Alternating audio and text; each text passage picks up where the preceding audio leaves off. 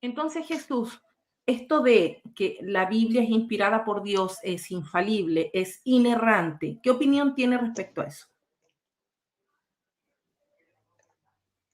Yo le voy a explicar una cosa a los creyentes, porque es muy importante aclararles este detalle. Bueno, varias cosas les voy a aclarar. El primero que les voy a aclarar, la Biblia en teología, por afirmación teológica, no goza de inerrancia. No goza de inerrancia. El biblista, si es teólogo, y si no es teólogo, también te lo va a señalar como un dato, no porque lo crea así, pero lo va a afirmar como un dato. El biblista, si es teólogo, ya va, hay teólogos que no son creyentes. Eso es importante aclarar. Hay teólogos que no son creyentes, son teólogos, reflexionan sobre todo el tema, todos los aspectos teológicos, pero no son creyentes. Como hay teólogos que lo siguen siendo. Pero el biblista, el especialista en Biblia, si es teólogo y además si es creyente, va a afirmar es que la Biblia tiene eficacia, que no es lo mismo que inerrancia. En teología, la eficacia no circunscribe que la Biblia no tenga errores, sino que el contenido teológico, la esencia teológica, se ha cumplido y se ha dado. Y está clara. Y no es tanto que no tenga fallas, sino que se ha dado. Y es clara y es precisa y punto. Pero no es lo mismo que la inerrancia. ¿Por qué? Porque el creyente piensa que la Biblia es inerrante y entonces todo lo que dice allí no está asumido en error, no hay contradicción. Y aunque hoy por hoy en ciencia afirmemos una realidad que está demostrada porque la Biblia dice que es al revés, tú lo afirmas como la Biblia lo dice porque es la Biblia. Y eso no es así. La Biblia no goza de inerrancia, no goza. No, un teólogo que te afirme que la Biblia goza de inerrancia, yo le tengo que decir que se devuelva a la facultad. Porque nunca, eso no se afirma. Ni siquiera la Iglesia Católica afirma que la Biblia sea inerrante, no lo hace. La Biblia habla que no tiene error en el aspecto de las afirmaciones teológicas, es decir, en el contenido, pero no se afirma que no tenga errores históricos, errores científicos, errores de contradicciones entre un texto y otro. No lo afirma así.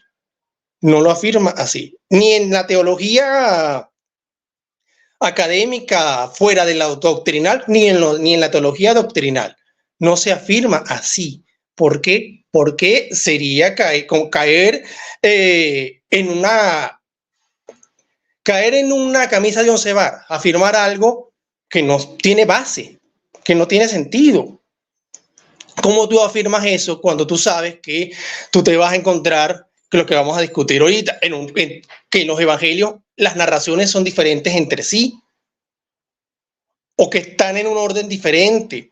¿O cómo tú firmas eso cuando tú te encuentras en el libro del Génesis dos tradiciones diferentes sobre el diluvio?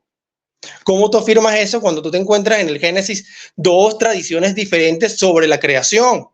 Que incluso una de esas tradiciones no es una obra que habla sobre la creación, sino es una obra fundacional. Habla sobre la fundación de un pueblo y sobre la fundación de unos principios culturales y religiosos de ese pueblo, pero no habla realmente sobre una creación, que es la segunda versión de la creación que encontramos a partir de Génesis 2. Génesis 2:4 específicamente. Entonces eso es algo que la gente tiene que entender. No existe el principio de inerrancia bíblica, no se afirma. Eso no se afirma, ni siquiera es un dogma de fe dentro de la Iglesia Católica. Eso no es un dogma de fe, eso no existe. En la Iglesia Católica no existe la inerrancia. En teología, si es muy creyente, se habla de la eficacia y se considera la eficacia, pero no se habla de la inerrancia. Y ese término eficacia usted lo va a encontrar en libros de ciencia bíblica y en teología bíblica. No lo va a encontrar en un documento doctrinal, porque el documento doctrinal le va a decir: la Biblia contiene sin error toda la verdad que fue unas palabras teológicas muy bonitas y muy dulces, muy bellas, pero para entenderlas tienes que haber pasado primero por un libro de teología y otro libro de ciencias bíblicas, obligatoriamente, porque la frase no tiene sentido hasta que tú no pasaste por ese libro. Entonces, y el otro tema es el de la inspiración, que lo voy a aclarar. No existe en teología una definición de inspiración sobre el tema de la Biblia. No existe. Ni en teología doctrinal, ni en la teología académica fuera de lo doctrinal, la que llaman teología, algunos lo llaman herética, otros lo llaman teologúmeno, depende a quién te leas. No existe una definición de inspiración. Esa definición no existe. Si tú te lees Eduardo Arens da una definición de inspiración que, por cierto, es una de las que más me gusta. Una definición, da su concepto de inspiración, que es de los conceptos que más me ha gustado de los que he leído. Ese y el de Luis Alonso Shekel son los que más me han gustado.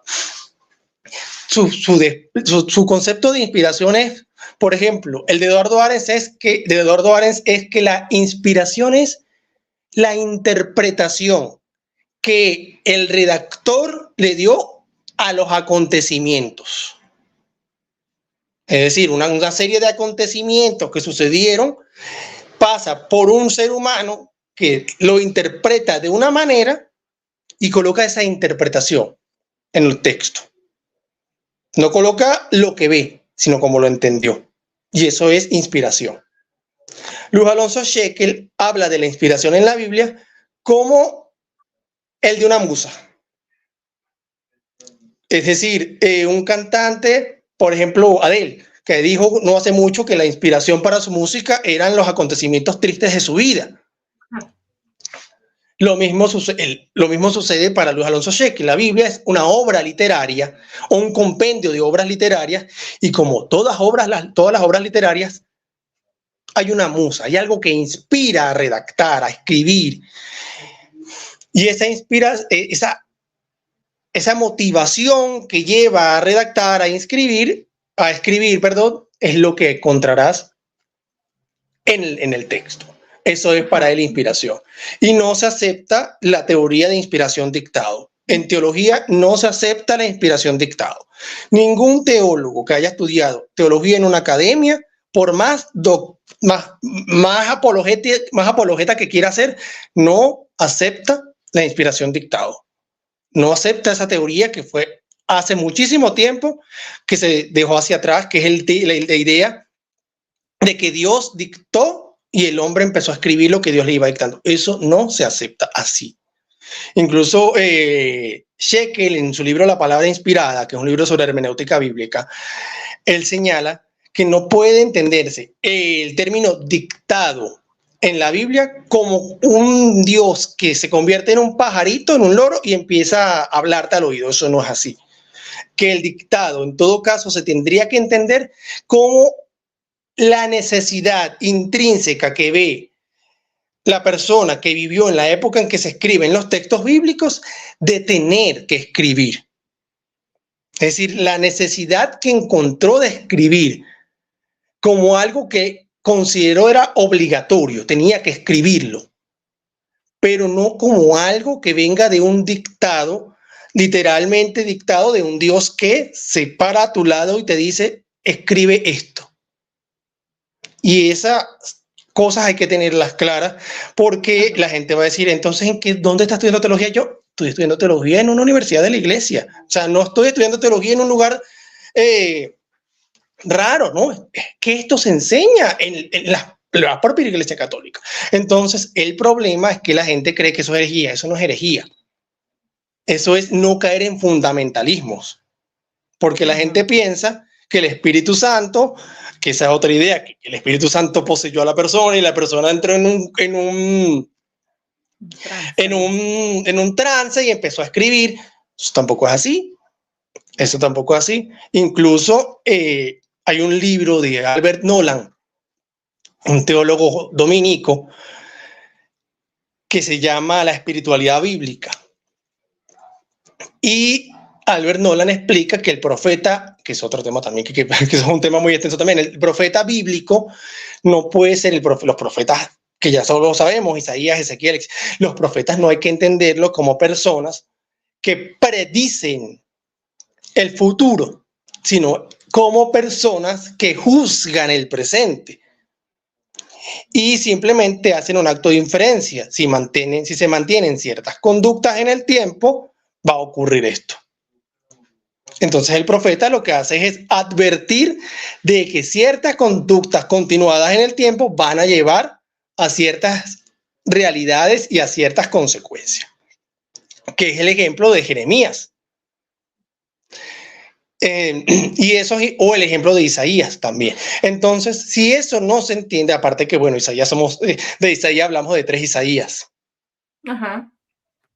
Entonces, ese tema es importante que se entienda, porque la gente piensa que cuando tú vas a estudiar teología en la universidad te van a enseñar, no te van a enseñar ni remotamente lo que tú viste en tu iglesia dominical, en tu catequesis dominical, no, ni remotamente, ni remotamente. Uh-huh. Tú entras a una facultad de teología y lo primero que te van a decir, muchachos, buenos días, esto es la universidad, esto no es catequesis. Ajá, no es un culto de día domingo. Aquí venimos a pensar, aquí venimos a cuestionar. Y sí, nuestra fe se tiene que mantener intacta, pero usted tiene que recordar que aquí no puede ser fundamentalista porque no puede ser así. Entonces, eso a la gente no le cuesta mucho procesarlo.